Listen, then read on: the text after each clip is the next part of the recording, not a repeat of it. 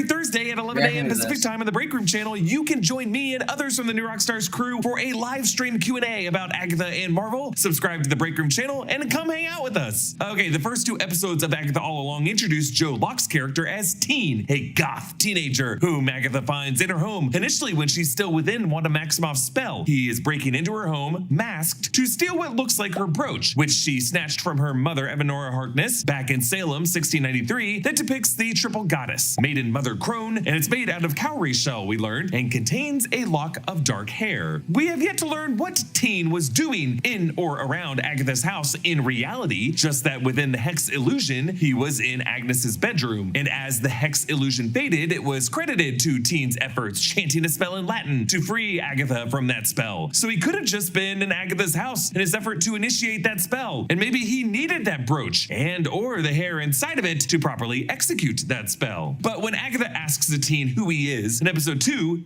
this happens. Paramount Plus. Welcome to the Mountain of Entertainment. Paramount Plus. We're here to guide you to big new seasons with... Who are you? My name is... Say again. Personally, I think so. There must be some kind of charm with a symbol that prevents Agatha from hearing him name himself or identify himself. But later in episode 2, we see that he has a boif with Miles Gutierrez Riley playing a character named Eddie. And I can only ever say Eddie, like Eddie, thanks to Venom. But when he starts to explain his backstory, the audio fades out. Me? Originally, I was born and...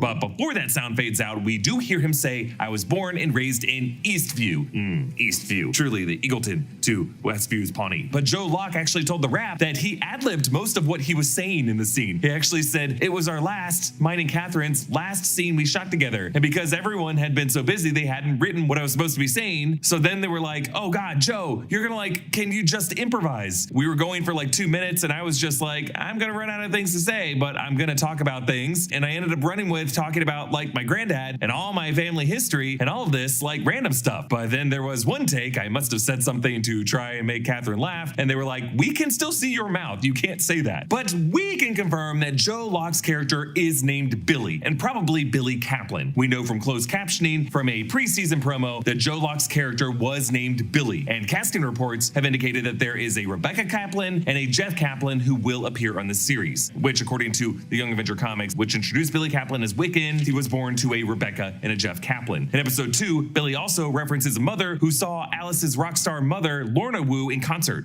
Lorna Wu? As in Lorna Wu in the Coral Shore? Take it easy. She wrote the most famous version of the ballad. My mom went to see her last tour right before she died. R.I.P.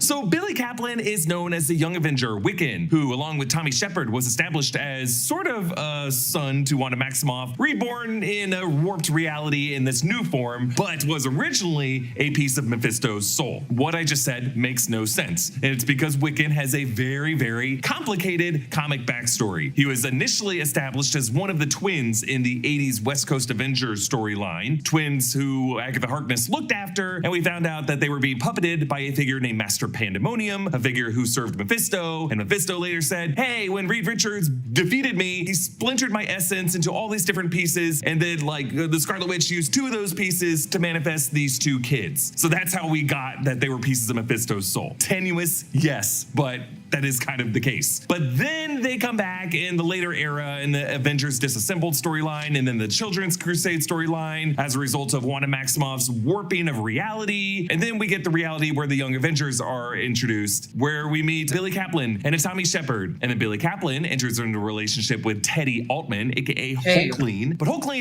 he has shapeshifting. Eddie could be a hint at Teddy. Another recent promo shows Joe Locke's character standing on a platform with a glowing blue pentagram at his feet that seems to be emanating from his glowing hands. That lines up perfectly with comic art showing Wiccan in a similar configuration.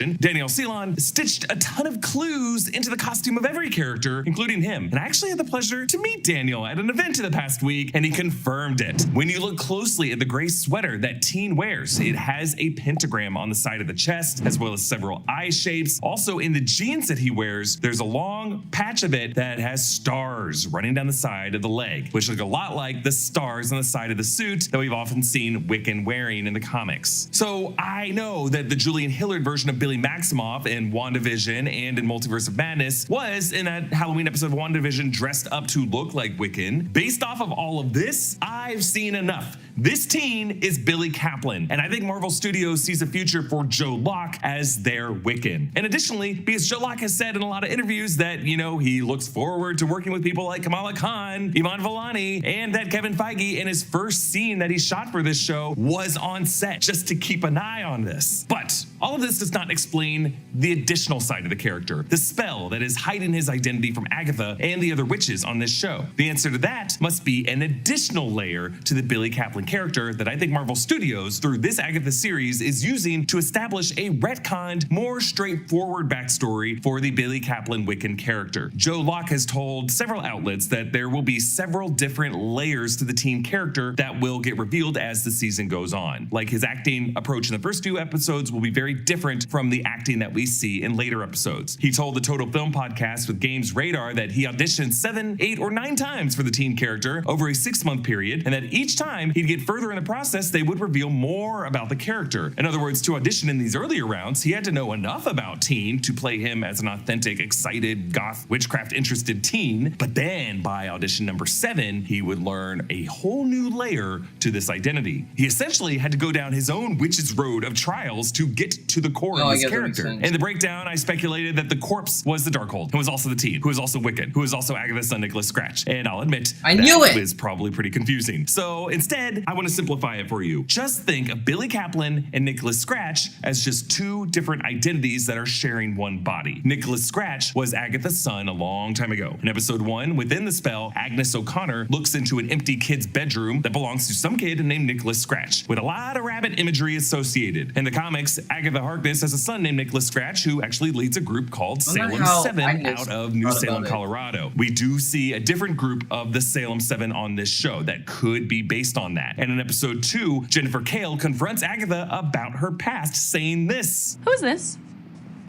Another child sacrifice? And promo footage even has a shot of the Darkhold in a baby crib. I think these clues are pointing to Agatha's backstory of having a son named Nicholas Scratch, whom she sacrificed to attain the Darkhold. That could be the dark magic that she engaged in that so outraged the witches of the Salemites, Coven, and her mother, who put her on trial and tried to drain her of her power.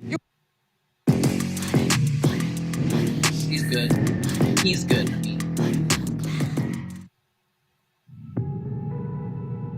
Skip. Capacitor cores check is okay.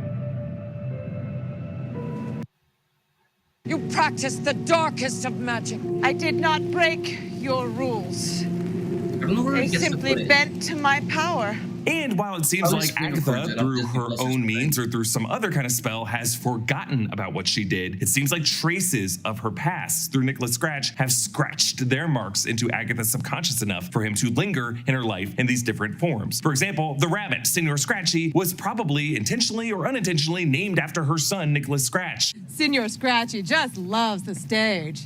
He played baby Jesus in last year's Christmas pageant. Senor Scratchy's got real star quality, don't you think? She did talk about this rabbit like a proud stage mama would. Yes, some part of Agatha sees her Scratchy baby as belonging in a crib, and assuming that he is named after Nicholas Scratch, isn't it kind of ironic that he was cast as the baby Jesus? And yes, I think it is Nicholas Scratch's hair in that brooch locket. She has always kept that brooch close to the vest. And even throughout WandaVision, as Wanda's spell would progress through the decades and warp all of reality, that brooch was one constant in her wardrobe that never changed. Throughout Agatha episode 1, Agatha keeps reaching for that region. And it was the brooch that Agnes saw the teen going for when she first finds him in the house. And it's only when she opens that brooch to see the lock of hair that she finally thinks to ask teen who he is in episode 2. Like she sees some connection to this hair and this figure who has his real identity hidden behind this symbol. The fact that episode 2 allowed us to hear that teen was born and raised in Eastview could connect to the loose thread from Agnes's case that she refers to in episode 1. There was a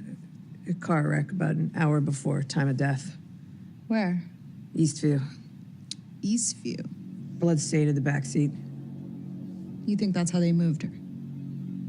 Front 2 airbags deployed. Many online, including Wickling Stan, pointed out how in the closing credits behind Joe Locke's name, there's a mysterious headline, Near Death in Westview. All the other title imagery we see is real-world research related to the history of witches in pop culture. This is just one random headline set in near MCU past. And you'll notice the headline is dated December 14th, 2023, which would have been just a few weeks after the Westview incident. There were no near deaths in Westview during WandaVision that would have been reported by the media, unless you consider Sword director Tyler Hayward shooting at 2 non-existent kids and the bullets phasing through real person Monica Rambeau, followed by Darcy arguably trying to commit manslaughter against Hayward. And I guess Wanda drained Agatha's powers and the Visions took some pretty hard hits at each other, but otherwise no one was seriously harmed, and I don't think any newspaper would be reporting that as a huge headline. So I think this headline may be referring to some car accident a few weeks after the Westview incident, Christmas time 2023, where teen Billy Kaplan of Eastview was in a car between maybe the Eastview-Westview border,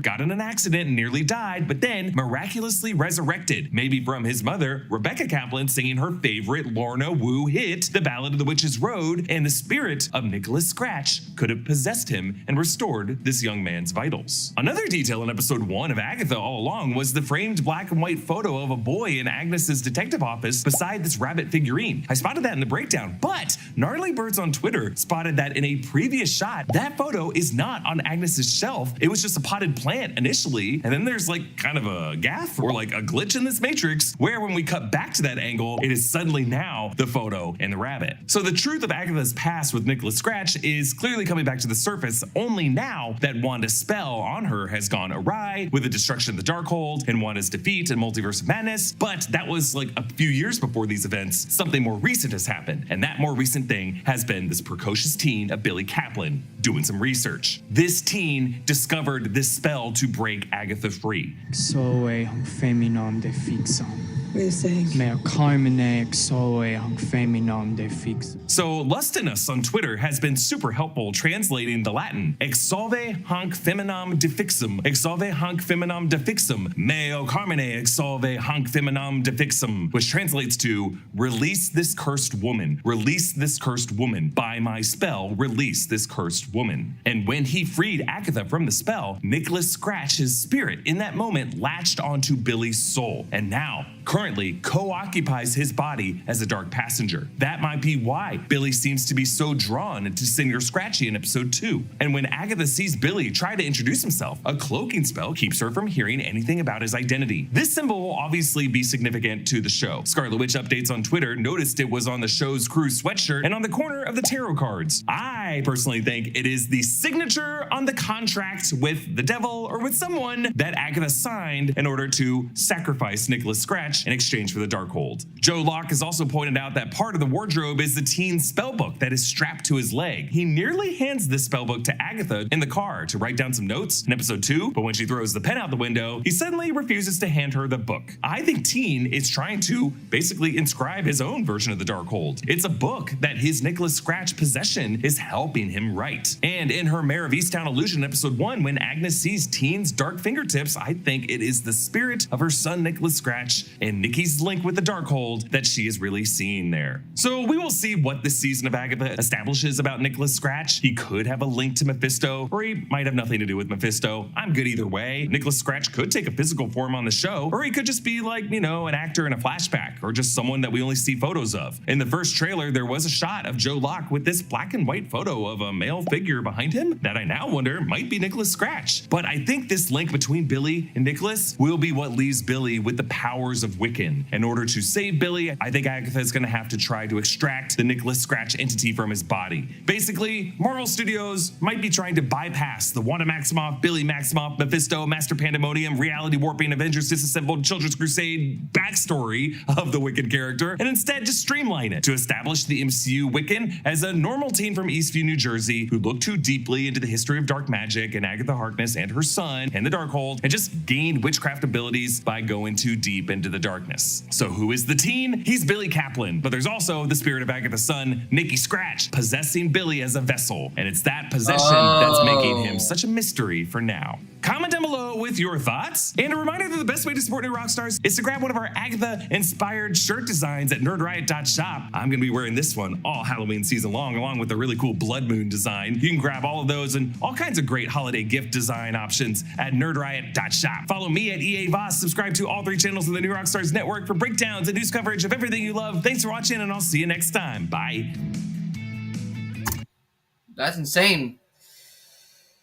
That's really good. So I don't know if I'm going to put this on my new reaction channel or I'm going to put this on my Marvel channel. Maybe those two will be a new link or something like that. But yeah, make sure you guys subscribe to my Marvel channel. Make sure you guys subscribe to my normal channel. Yeah, this will go on the reaction channel since it's technically a reaction video. All right. Yeah. Okay. Oh, wow, I'm exhausted. Damn.